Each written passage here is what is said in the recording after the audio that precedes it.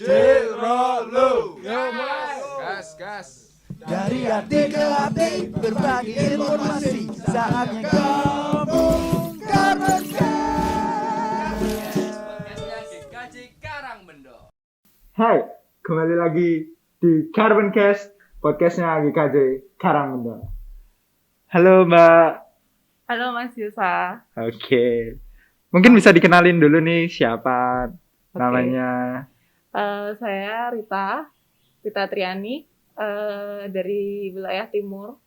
Saya penyintas COVID-19. Oh iya. Kesibukannya ngapain nih Mbak sehari-harinya? Saya kerja di salah satu digital foto. Oh kerja. Oke.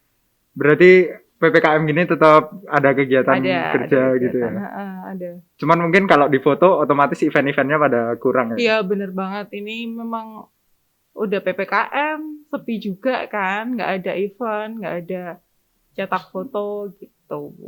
Tapi tetap kegiatan di kantor tetap jalan ya? Tetap jalan. Setiap harinya tetap jalan. Teman-teman juga tetap prokes di tempat kerja sih. Itu kesibukannya dilakukan WFO atau Enggak, kadang WFH? kita tetap WFO. Oh tetap datang ke kantor, tetap tetap sesuai datang. jam kerja gitu ya? Iya. Oke. Mbak, ini kita mau ngobrol-ngobrol soal pengalaman merawat orang yang pernah terkena COVID-19 nih. Yap. Mungkin bisa diceritain awal mulanya gimana? Awal mulanya yang sakit itu ibu ya. Iya. Ibu itu demam. Saat itu ibu demam dan kita masih kurang informasi tentang gejala-gejala COVID. Dan saat itu ibu demam itu tanggal 18 Juni apa ya? Tanggal 18 Juni. Juni. Kita bawa ke salah satu klinik di Jogja. Itu tanpa diantigen. Padahal demamnya udah lumayan tinggi. Ingat nggak Mbak, suhunya berapa waktu itu? 39-an ya? 9-an lah. Oke. 39. Itu tanpa diantigen, ibu ada batuk juga. Hanya diberi obat batuk sama paracetamol. Ibu juga ada mual saat itu, cuman masih apa ya namanya ya, belum sehari itu belum banyak mualnya. Nah, setelah itu pulang, terus habis itu ibu minum obatnya, tapi tetap gejalanya masih ada sampai hari Rabu sekitar tanggal 22 apa ya? 22 apa 23 gitu. Jadi 4 hari harian kemudian, ya? 4 hari kemudian gejalanya tetap masih ada dan ibu mualnya tambah parah. Dan masih demam juga. Sampai muntah-muntah gitu Mbak? Iya, mual sampai muntah juga. Saya juga bingung, pikirnya masuk angin biasa kan. Iya. Akhirnya Ada riwayat asam lambung nggak? ibu tuh nggak ada. Nggak ada riwayat asam lambung. Berarti mual kayak gitu baru kemarin itu ya? Baru kemarin itu. Terus akhirnya dibawa lagi ke rumah sakit. Dibawa ke rumah sakit, di antigen, dan di ronsen paru juga, dicek kekentalan darah, ternyata ibu positif. Seperti itu. Dan kita tracking di keluarga, ternyata di keluarga juga seperti kakak saya, ponakan, ipar juga terkena gitu.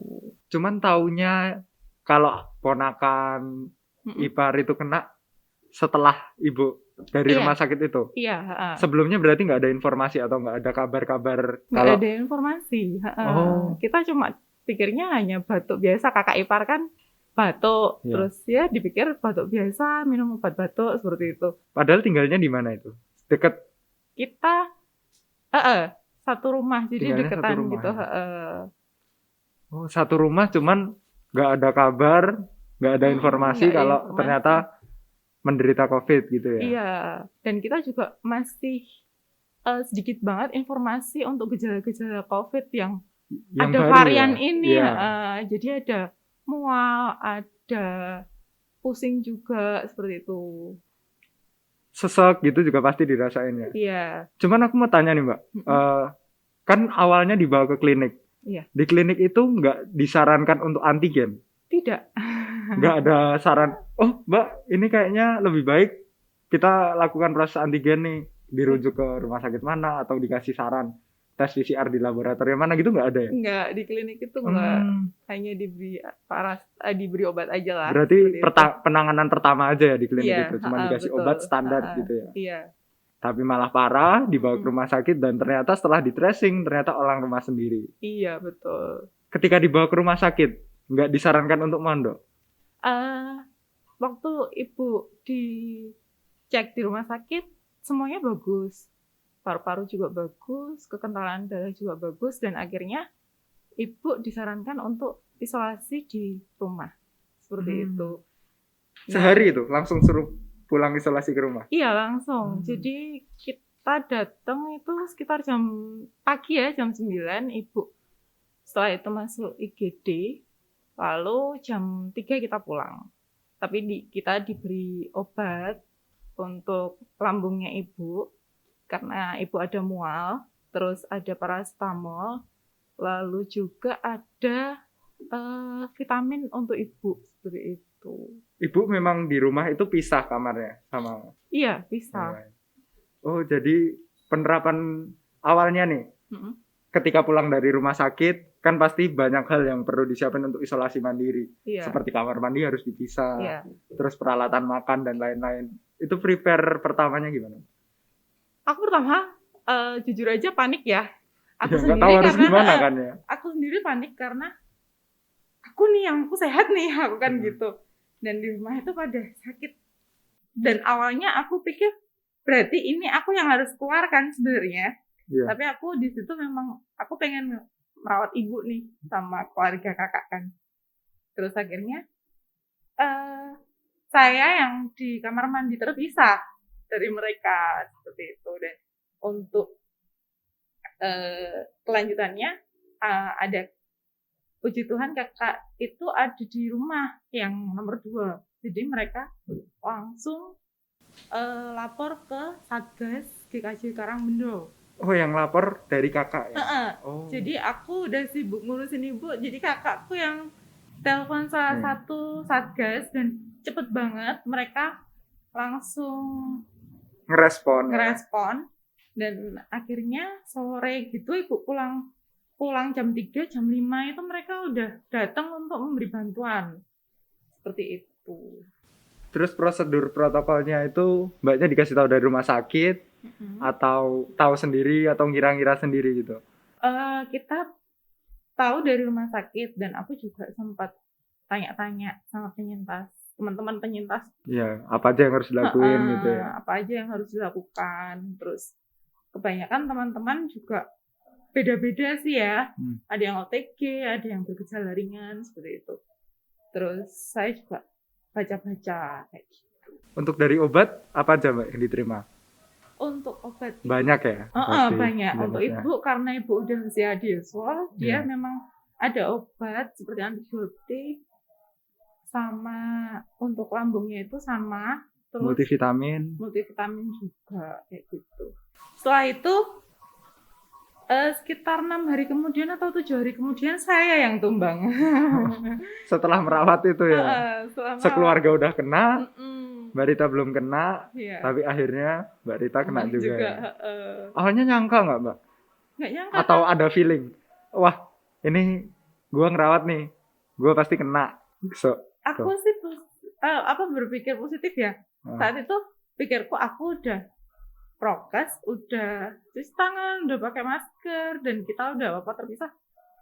Aku juga minum vitamin, terus udah komplit, tapi ternyata juga bisa terpapar juga. Tetap terpapar ya? Kayak gitu. Meskipun udah ketat juga protokolnya, udah semua dipisah dari alat makan dan lain-lain, cuman nggak menutup kemungkinan untuk tidak terinfeksi. Iya. Cuman gejalanya separah ibu atau enggak? Mirip sih, cuman mualku nggak begitu banyak. Jadi aku gejalanya tuh demam 2 hari. Terus aku ada hilang penciuman, hilang rasa itu. Terus setelah itu aku ada sesak nafas. Seperti itu.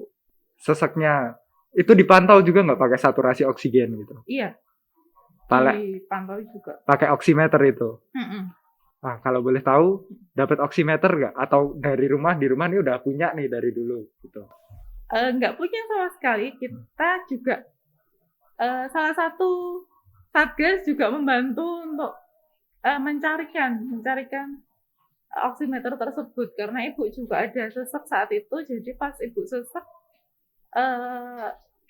Satgas langsung sigap langsung cari gitu aja. Jadi pas aku udah ada punya ibu seperti itu. Oh, nyari oximeternya itu pas ibu pertama dari rumah itu. Berarti habis dari bawa rumah sakit, terus besoknya udah punya oximeter gitu. Iya. Buat ngetes. Karena itu memang penting banget, apalagi di varian sekarang kan. Ternyata penting banget. Jadi untuk tahu lah untuk mengecek saturasi oksigen kita saat benar-benar sesek Mas. Iya. Jadi aku juga takut juga, sebenarnya panik juga saat itu. Sampai ke angka berapa Mbak kemarin? Aku di 78 apa ya? Tapi sampai ke 78. Tapi ya namanya orang takut ya. Iya. Takut jadi nggak mau ke rumah sakit ya. Percaya aja pasti sembuh gitu. Nggak dibantu pakai oksigen ya?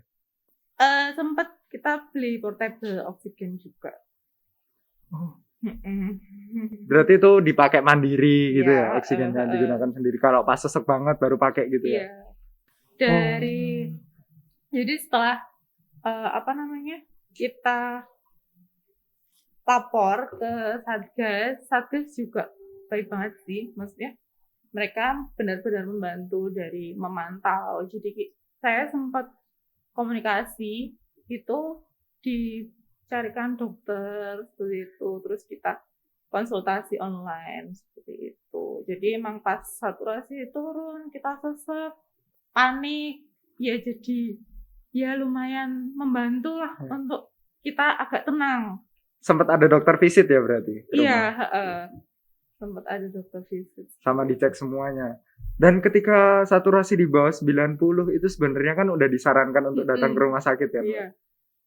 Dokternya juga menyarankan hal demikian? Untuk saat itu karena kasus COVID melonjak ya Mas ya, saat itu. Pas booming-boomingnya itu?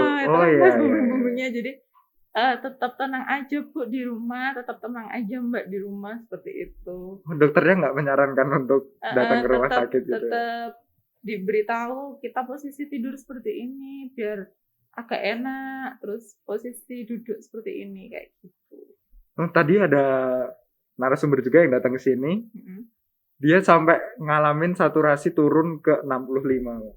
Wow. Saturasi oksigennya sampai turun ke 65 dan mau nggak mau harus dibawa ke IGD. Dan akhirnya ditangani di sana dengan penanganan yang sangat intens gitu. Iya. Karena sekarang tuh risky banget lah kalau misalnya saturasi oksigennya turun dan kita menangani sendiri, kita nggak tahu apa yang harus kita lakukan kan. Iya. Dan obatnya pun harus khusus, nggak bisa sembarangan aja. Gitu. Karena kalau semakin ngedrop antibodi kita turun, imun kita turun juga. Pasti. Ada hal yang nggak diinginkan juga nantinya. Terus lanjut nih, ketika Mbak Rita isolasi mandiri, isolasi dirinya sendiri setelah ibu. Nah, itu dapat suplai gitu dari mana, Mbak?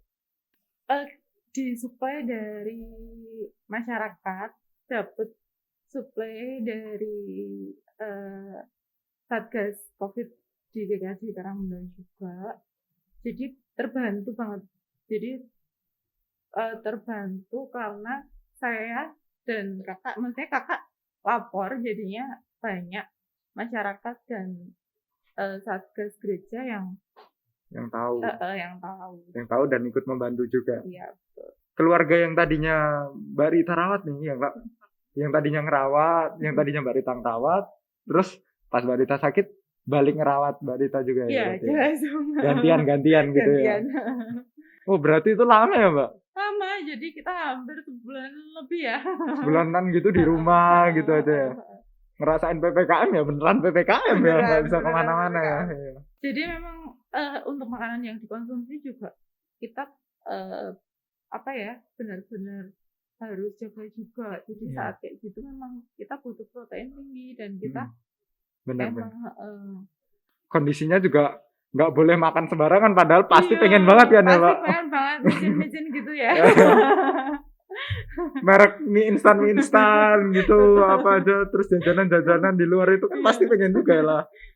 Sebulan puasa kayak gitu Iya, ya, betul. sama sekali nggak ngerasain, tapi tetap pasti pengen dong kayak makan bakso atau makan Iya, soto pasti dari pengen, luar heeh. gitu.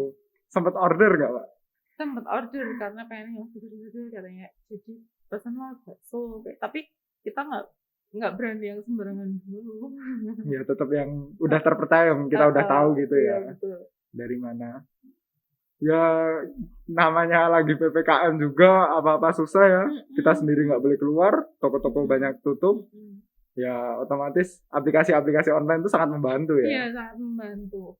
Dan ini juga sih Mas, kebanyakan nih ya di wilayah aku Mas ya, di masyarakat aku itu banyak yang mereka terpapar tapi mereka hanya diam. Jadinya memang mereka Nggak mau orang lain tahu ya. sih, nyesel juga sih ternyata banyak bantuan ya. Ya itu tadi memang kita harus jujur, kita harus lapor, Ya, harus kita terbuka. harus terbuka karena itu juga sebenarnya bukan aib juga sih. Iya. Heeh. Dan itu sesuatu yang memang kita butuh tracing di situ, Heeh. butuh screening juga, dan butuh treatment. Betul. 3T itu emang penting banget, testing, tracing, treatment. Nah itu teman-teman, harus lapor, nggak usah malu-malu, nggak usah ditutup-tutupin, karena bakalan ada bantuan dari orang-orang di sekitar kalian.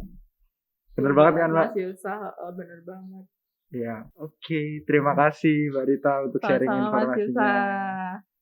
Semoga sehat selalu buat keluarga dan tetap lancar Siap. untuk menjalankan kegiatan di tengah masa PPKM ini. Amin. Oke. Terima kasih udah nonton podcast GKJ Karangmendo. Sampai jumpa di video selanjutnya.